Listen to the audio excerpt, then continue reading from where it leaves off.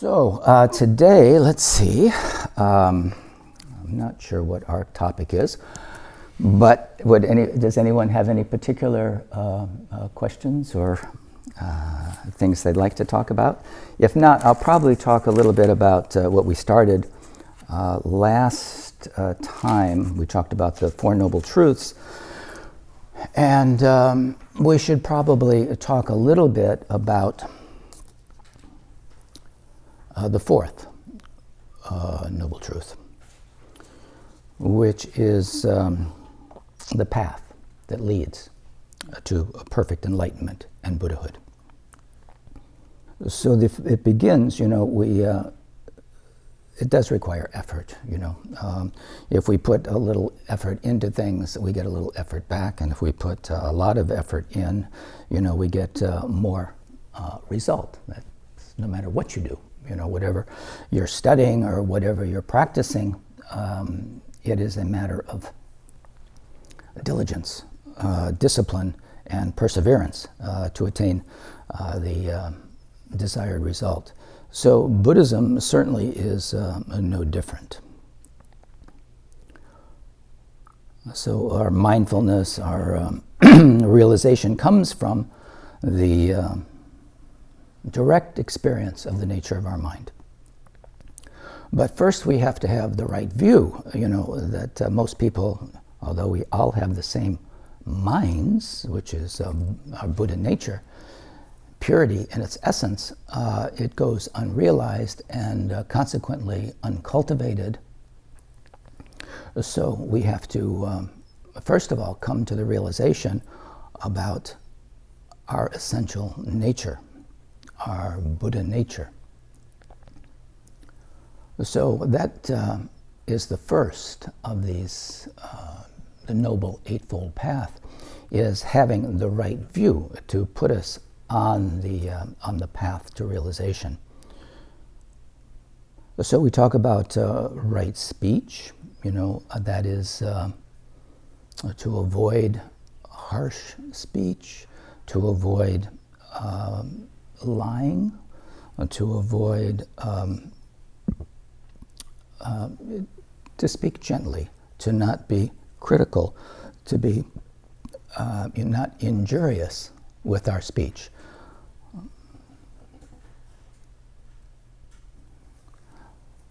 That idea of sticks and stones can break my bones. I think names can also hurt us. And we can't take it back, once said, and I think a lot of harm can be done when we speak words that are unfactual or untrue or critical or unbeneficial, certainly unendearing. Those things all create a result,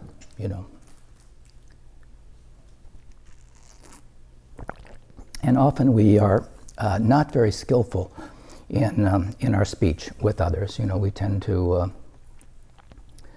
be divisive in our speech, backbiting or saying cruel things to others. Maybe when they're not there to others, it can be abusive speech, idle gossiping. So right speech is something that we should begin to become aware of in our daily life. And that comes with mindfulness. So ultimately, having right meditation leads to awareness. Again, the nature of our mind is pure awareness. So this awareness, before, engage brain before you speak, that mindfulness aspect will keep us sometimes from speaking inappropriately or harmfully or creating harm for ourselves and others. So this right speech, speaking the truth, holding the truth, and not deceiving the world is very important. So this deception can sometimes take a lot of different forms. We may not be overtly lying, but we can give certain kind of indications, leading a person in a particular kind of way that is untruthful. So although we call it speech, it can be done in gesture, it can be done, we say body language. That is also a way that we communicate, yes? So that idea of, that could probably be in the sense of right speech. What are we communicating and how do we do that effectively, skillfully? Question about speech? Yes?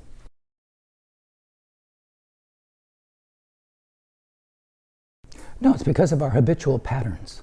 You know, we get grooved in a particular kind of way of doing it, and like we said before, the more we do it, the more likely we are to do it again. There are people who are used to lying, and it's just reflex. They're just used to lying. And they don't even see it sometimes. It's just habitual patterns.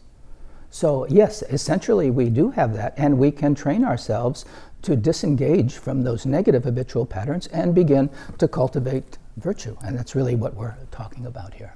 So do believe it, that essentially everybody, even a Hitler, probably loved his mother, had love in there, but unskillful in the way that they expressed, you know, their ideas and their egos, and not to the benefit of all sentient beings. So it is a matter of disengaging from those habitual patterns and cultivating virtue. Does that answer your question? Yeah.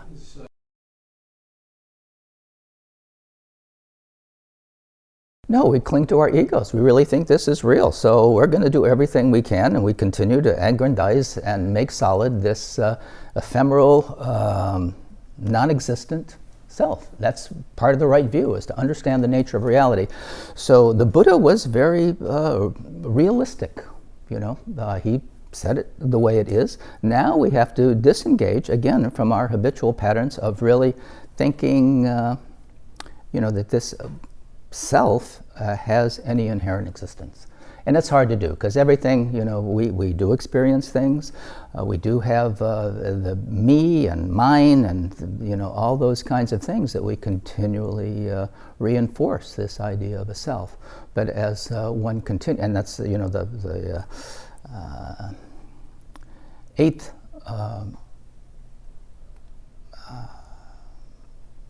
aspect of the Eightfold Path is wisdom, pristine understanding of the nature of reality and your own mind. And that comes from meditation, and that is the, once we have removed the clouds from our understanding, what remains is a clear view of this Buddha nature and all of its qualities. So as one progresses along the path, this becomes increasingly more available to us. But until that time, we are very deluded, you know, in our conception, and are not in reality at all.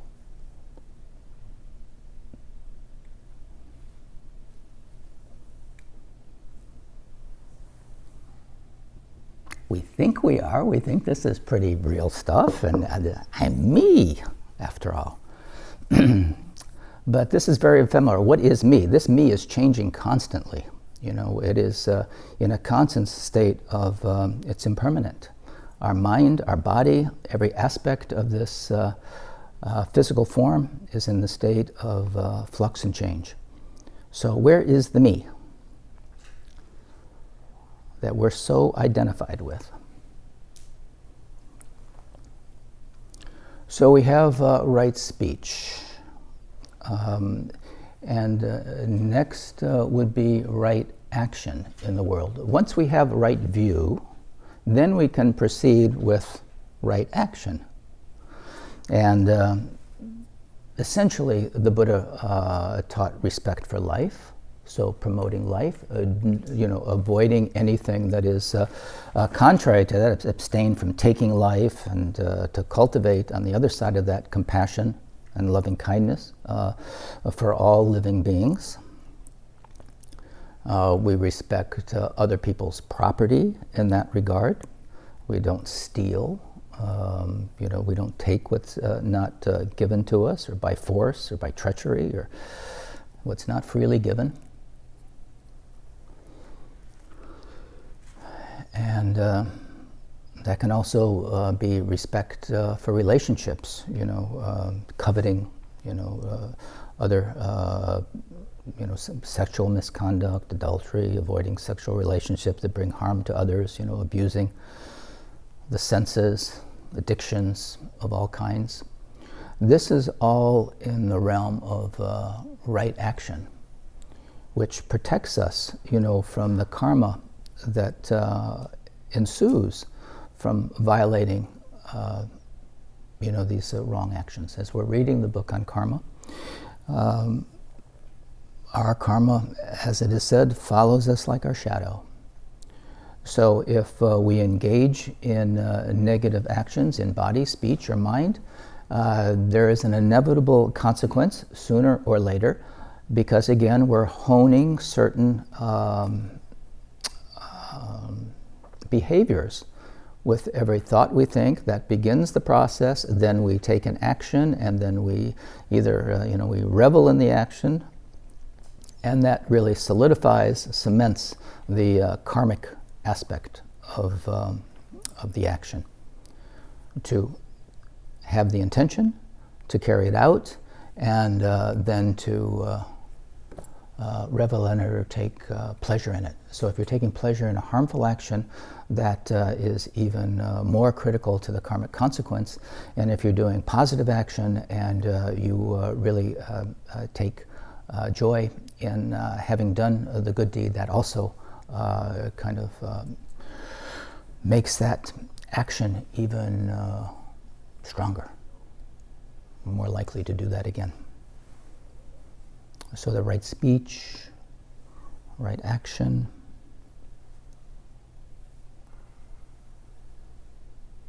Right livelihood, is also another one of these 8. So earning a living, that doesn't violate, the truth of, or disrespecting life, well-being, property, personal relationships, other living beings, to trade in weapons or the instruments of killing and destruction, that is not right livelihood. But even more than that, even supporting, people invest funds in a lot of different ways. Be mindful in if you're, have stocks or you're investing. What are you investing in? What are you putting? Money's energy. There's a particular kind of view that, if you're supporting weaponry, if you're supporting things that create pain and suffering to animals, if you're polluting the earth, we don't want to support Monsanto. Slave trade, prostitution, human, degrading kinds of things that for humans. We want to support life. We want to have respect for individuals, and so that has far-ranging consequences in what we do on a day-to-day basis. So, trading in animals for slaughter, that's why Karmapa said, please, if you can, even for a day, a week, or whatever, try to be vegetarian. If you look at the farming, basically, animals are like crops, and industrialized meat, and the way the animals are treated and fed and taken care of is certainly not in their best interest. So or trading in intoxicants or drugs or those kinds of things.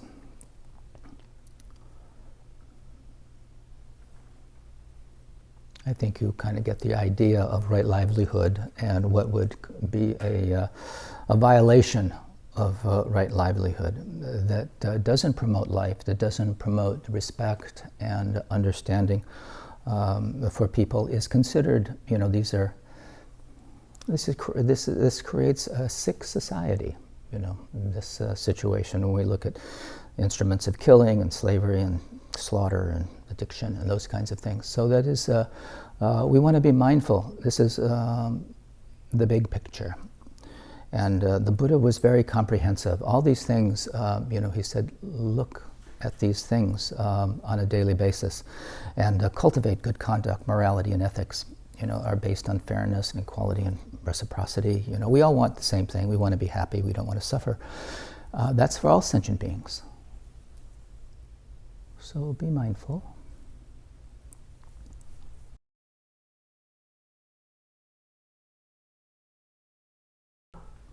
Just like when we say killing, if you hire somebody to kill an animal for you, you take the heavier karma for that.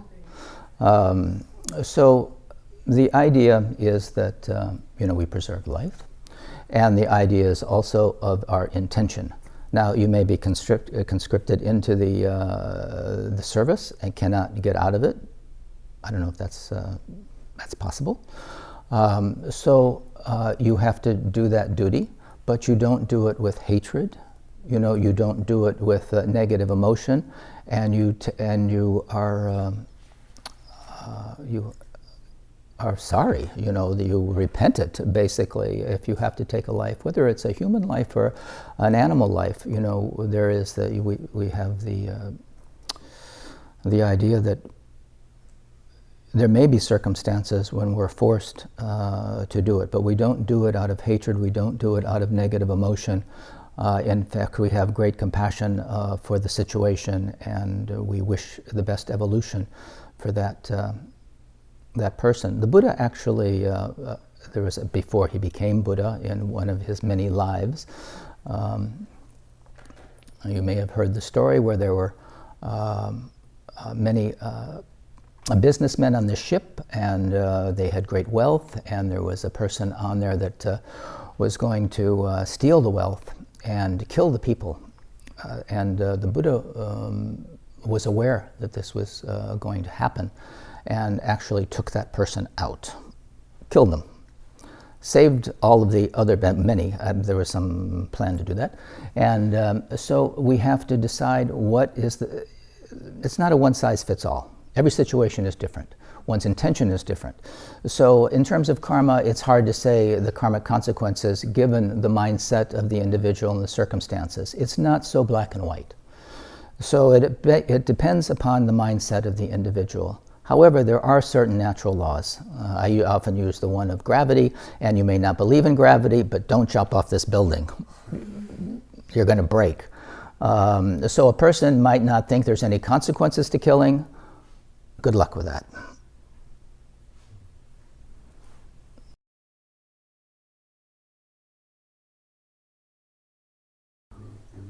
Yeah, if you understand that it is illusory, but generally, for example, Tilopa, Naropa's teacher, I don't know, we talked about that recently. When Naropa saw him, he was on the side of a lake biting the heads off of fish and eating them and casting them away. But he was making the connection with that individual and sending them up actually to a better rebirth. Now, if you can do that, no harm in killing, because you're actually creating a better karmic circumstance for that person. But unless you're at that place that you have the capacity to alter the karma for that person in a positive way, karma is not illusory. We are creating karmic seeds for ourselves. To have the idea of emptiness is at least a first level bodhisattva. So if you can manifest yourself in 100 different places at one time, that is the first kind of city of a first level bodhisattva. Then you can say, okay, I can take this action. Yeah.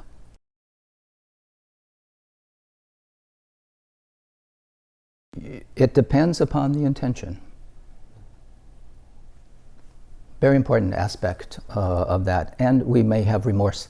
If we have to do something that is outside of our moral, ethical kind of code, but we have to do it, then we confess it, we have remorse for it, we vow not to do it again, and we take all the necessary steps to kind of cleanse that, purify that situation. And that can be done. So we're not creating the circumstances for us to continually do that in a repeated way. So it always comes from our mindset, it always comes from our strong intention to be of benefit to others. But until we're enlightened, we don't know often what that is, as you say. So we do the best we can. under the circumstances. So that is the highest realization. And a lot of people feel like, oh, yes, that's, I understand that, but I'm not sure how many people actually do. The theory and the is one thing. The reality is quite another. People can walk through walls if they're not attached to the particular framework that we are constantly reproducing all the time about the me, the I, this physical world that we live in. When you see the illusory aspect of it, I mean, Milarepa could fly. He wasn't really bound by the natural laws even. There are incidences where literally people walk through walls. They're not bound by the same kind of realizations, or not realizations, concepts, structures, literal and figuratively, that we have constantly that keep us in this worldview. Does that make sense? It's pretty far out, but there's lots of examples of it. When I was in Tibet, Karmapa, he put his hand right through a mountain, stone, and his handprint was in that rock. Footprints, the Guru Rinpoche, their feet are in this rock, a footprint. Sure, no big deal. No big deal. If you're in that place, I mean, you can fly. There's called fast walking, fly. There's all kinds of siddhis or powers that one has when they're disengaged from this physical world as we know it. What keeps us in this situation is our concepts, our beliefs. And we keep reinforcing those moment by moment to keep this real.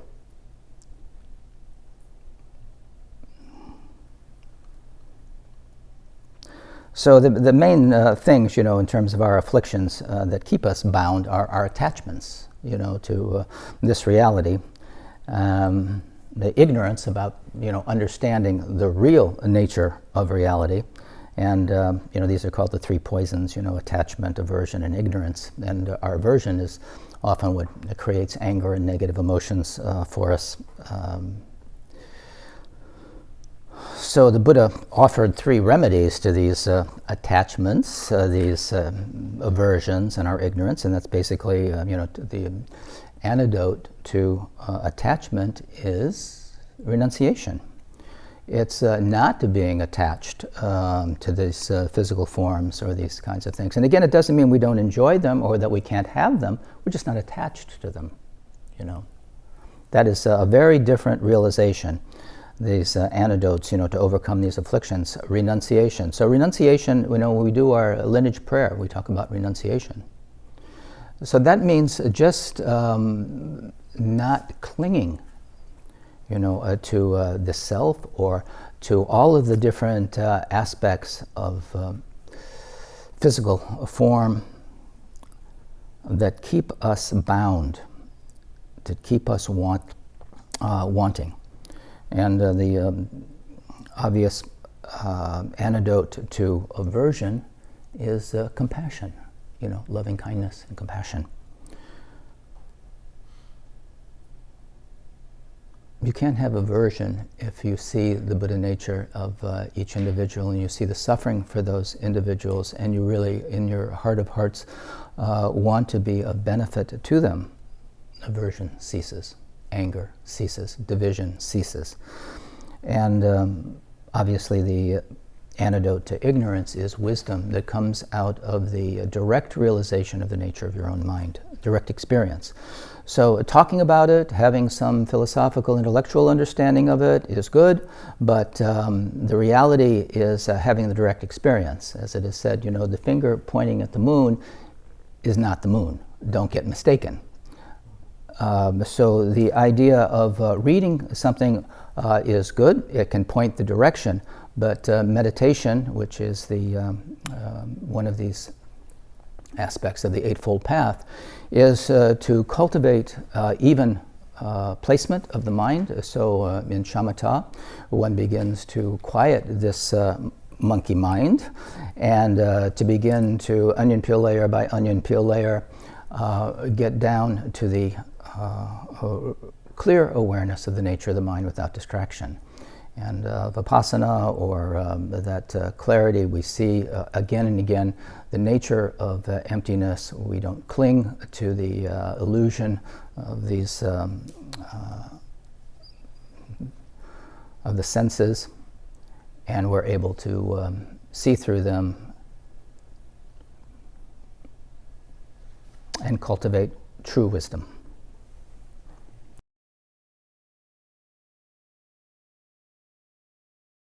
By following the path of the Buddha. He taught very specifically the progress on the path. 84,000 different ways to appeal to all the different faculties and predispositions of minds. So that is the way. That is the Eightfold Path. How do we do it? Just like that. So we're cultivating virtue. We're avoid getting led down the garden path by our illusory perceptions, and disengaging from negative actions that keep us bound to our illusions. So that is what the Buddhist path is about, just that. So that is the million-dollar question, and that is the million-dollar answer.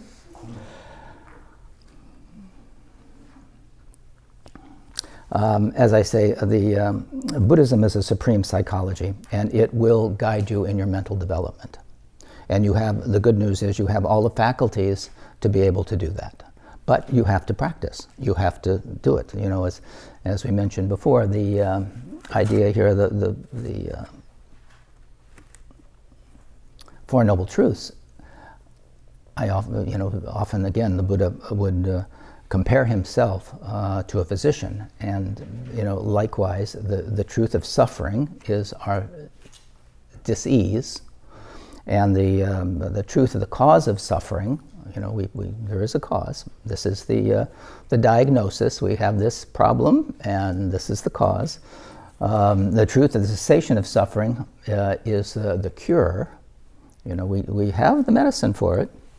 And the Fourth Noble Truth is the truth of the path leading to the cessation of suffering. That is the treatment. So what we've been talking about now is the treatment for our suffering, the treatment for our disease. And it is not, it's, the Eightfold Path is the treatment, to the suffering. All right, so let's see, where are we? We're talking about right livelihood. So we mentioned the importance of enthusiasm, to have this joyful attitude towards our practice. Our objective is to really cultivate a confident, energetic, well-measured attitude towards our practice. That has to be continuous, that has to be, we have to put some effort towards it, or it won't happen. So we want to exert some effort in to prevent unwholesome thoughts. That's again a part of mindfulness. That thought isn't so helpful, whether it's some negative, critical kind of thought. When it arises through our mindfulness, immediately, as soon as it arises, and that's what we do in our shamatha, is to redirect or to bring our awareness back to our breath, disengage from the thinking. But vipassana is the nature of thought. Where does it come from? What color is it? What size is it? We see that it's empty. It is nothing. It is totally devoid of any substance whatsoever. And so we are disengaging from our unwholesome thoughts as soon as they arise. So we're not grooving that negative pattern of negative thinking. And we're rejecting the unwholesome thoughts if they have arisen. And we're the other side of that, if we're aware of the negative thoughts, jealousy, greed, anger, those things, when they come up, we see that with a certain detachment. Very interesting. Let it go. And we're cultivating, wholesome thoughts, loving kindness, compassion, all of the deity practices that we do for loving kindness, compassion, health, healing, those kinds of things. And we continue to do those practices to maintain wholesome thoughts. Once they have arisen, we are continually practicing to be bodhisattvas. So we imagine ourselves in that capacity, and we maintain this practice of cultivating wholesome thoughts. That's what mantra is for as well. This is mantra means mind protection. So using Om Mani Padme Hum, for example, purifies the 6 negative states that lead to rebirth in the different realms. So those, the mantra Om Mani Padme Hum is a very powerful mantra. So when we're overcome by negative emotion or negative thoughts, to repeat Om Mani Padme Hum, imagining oneself as generating, that's why we do this, so we can immediately kind of go to that place, has very powerful consequences. So just Om Mani Padme Hum, very beautiful, yes. Okay, I see a lot of rustling and coming and going. We may have to stop at this point. I'm not sure. Well, the last part of that is, right concentration, our meditation. So to sit regularly, the mind can be distracted. You may know that. You may have noticed that. That the mind can be distracted. So we want to maintain a focus, so we use the breath for shamatha, and then we can clarify that. It leads to wisdom through the vipassana practices to see the thought, the nature of the thought, what is the thought, those kinds of things. And we see it leads us to the reality, the direct experience of the nature of our mind, which is empty. So more to come on these things. I thought it would be good if we just had a little chance to talk about those things a little bit. Sometimes it's not talked about so much. But any final questions? Okay, short break.